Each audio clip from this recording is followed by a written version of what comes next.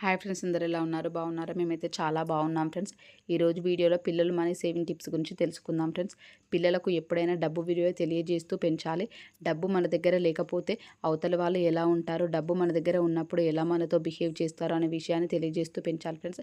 Present ఉండే జనరేషన్లో డబ్బు లేకపోతే బ్రతకడం ఎంత కష్టమో, మనల్ని అవతల వాళ్ళు ఎంత తక్కువ చేసి చూస్తారో తెలియజేయండి ఫ్రెండ్స్. నేనైతే మా పిల్లలకు అలానే చేస్తాను. ఎందుకంటే నేను చాలా అవమానాలు ఎదుర్కొన్నాను ఫ్రెండ్స్. అందువల్ల నేను అలానే చెప్తూ ఉంటాను. పిల్లలకు ఇప్పటి నుండి సేవింగ్స్ గురించి చెప్పండి ఫ్రెండ్స్. చిన్న బ్యాంకు లాంటిది ఏదైనా వాళ్ళకి ఆకర్షణీయంగా ఉండేలా చూపండి. అలాంటి వాటి దాంట్లో అయితే వాళ్ళు సేవ్ చేయడానికి ఇష్టపడతారు. నేనైతే మా పిల్లలకి ఇవి జాతరలో తీసుకున్నాను ఫ్రెండ్స్. ఇలాంటి వాటిలో అయితే సేవింగ్కి ఇంట్రెస్ట్ చూపిస్తారని తీసుకున్నాను. 3 ఇయర్స్ అవుతుంది ఫ్రెండ్స్ దీన్ని తీసుకొని. ఓన్లీ మా పిల్లలు మాత్రమే ఇందులో వేస్తారు.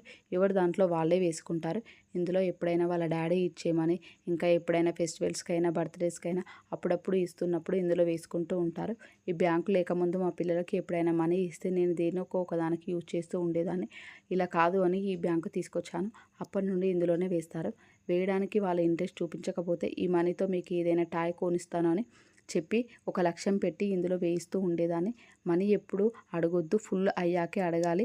అలా అయితే మీకు ఒక గిఫ్ట్ ఇస్తాను అని చెప్పేదాన్ని. మా పిల్లలు గిఫ్టా అని చాలా హుషారుగా ఉండేవాళ్ళు. పొదుపు వల్ల ప్రయోజనం ఏంటో కథల రూపంలో చెప్పండి ఫ్రెండ్స్ మీరు కూడా. నేనైతే ఇలానే చెప్తూ ఉంటాను. షాపింగ్కి తీసుకెళ్తే అక్కడ ధరలను పోల్చి తక్కువ ఖరీదు ఉన్న మంచి టాయ్స్ని ఎంచుకోవాలని చెప్పేదాన్ని.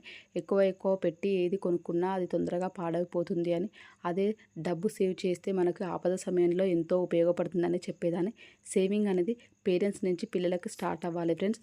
అప్పుడే పిల్లలు ఆటోమేటిక్గా మనల్ని చూసి సేవింగ్ చేయడం నేర్చుకుంటారు. పిల్లలు అడిగారు కదా అని మన దగ్గర ఉన్నా లేకపోయినా ఏది పడితే అది కొనివ్వద్దు ఫ్రెండ్స్. ఈ మనీతో నేను ఏం చేశానో తర్వాత వీడియోలో చెప్తాను ఫ్రెండ్స్. వీడియో నచ్చితే లైక్ చేయండి, షేర్ చేయండి, సబ్స్క్రైబ్ చేసుకోండి ఫ్రెండ్స్. Bye friends.